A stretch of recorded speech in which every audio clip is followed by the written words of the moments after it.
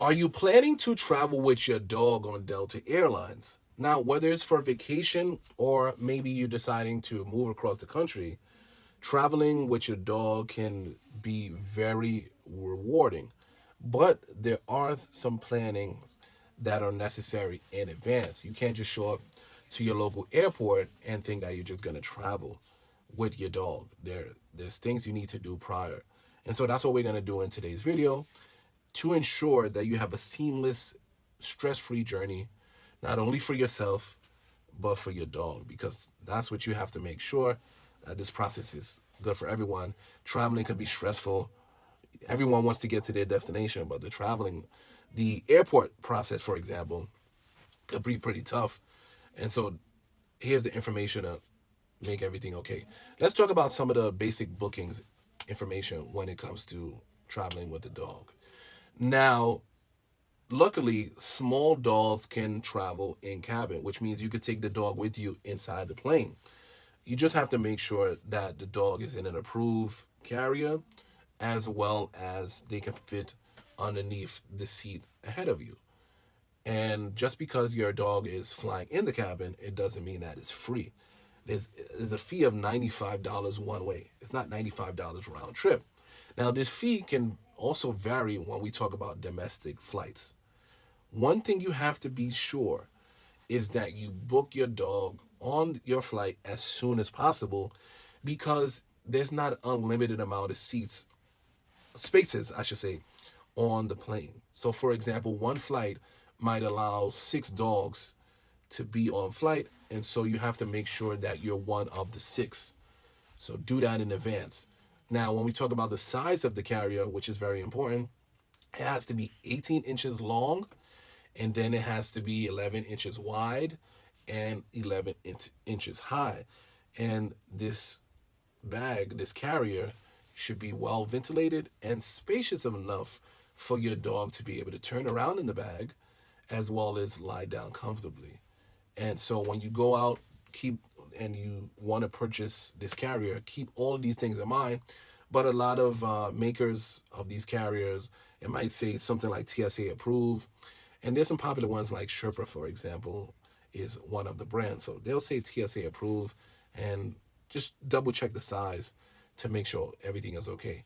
You want to minimize the anxiety of the dog. So leading up to your travel, make sure your dog is practicing and getting comfortable with this carrier. Now, you don't want to forget some essentials to bring with you when you're traveling. So bring a collapsible bowl, small amount of food, medications, and vaccination records, especially when you're traveling internationally, when you're traveling abroad. When you're going abroad, when it comes to animals, they're very, very particular because they don't want an outbreak of a disease or anything from animal to human. And so that's why they want to know some of these things.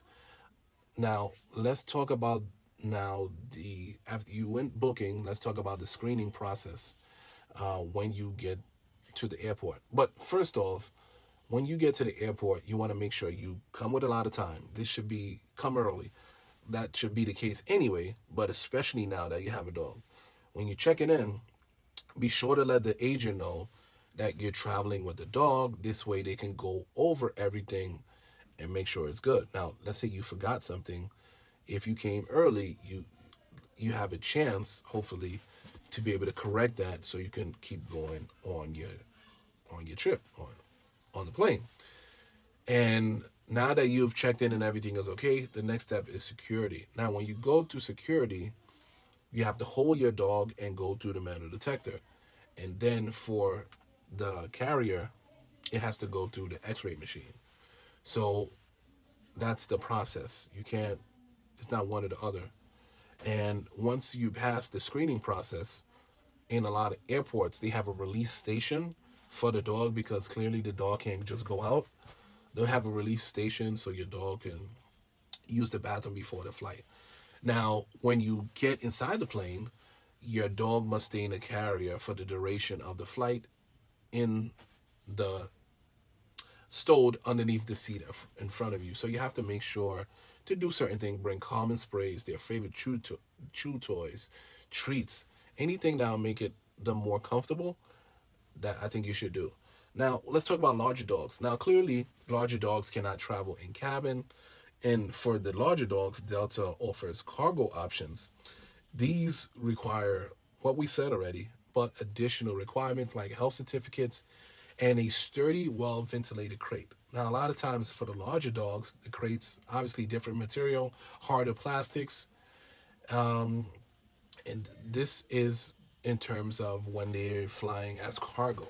Now, some flights, the cargo might be considered under the plane where there's ventilation. Sometimes you have to ship your dog separately. So it's a whole different ball game when we talk about larger dogs. And so we won't go completely into it. We can't even give you a amount on how much it'll cost because it's very specific. Now the small dog is more controllable because it's almost like having a small backpack. I travel with backpacks that can fit under the seat on mostly any plane. The same thing with a small dog, they can fit under the seat. This is why it's it's stated that the fee is $95 per weight. They can always say that because they actually require you to have a specific size carrier for your dog. So they can always say, this is the size, and then this is the amount. But for larger dogs, depending on the various sizes, the various crate, and different destination, the price may be different. So hopefully this was helpful in regards to what's the process, doing things in advance when it comes to the dog, very paramount in the whole process. And by doing so, you'll make sure that you have a smooth flight, and as well as your dog should have a smooth flight as well. So hopefully this was helpful. Let me know if you've traveled with the dog in the past. Tell me how it went. Would you ever do it again? That's what I want to know. And especially tell me if you did it on Delta, because yeah, that will help me out.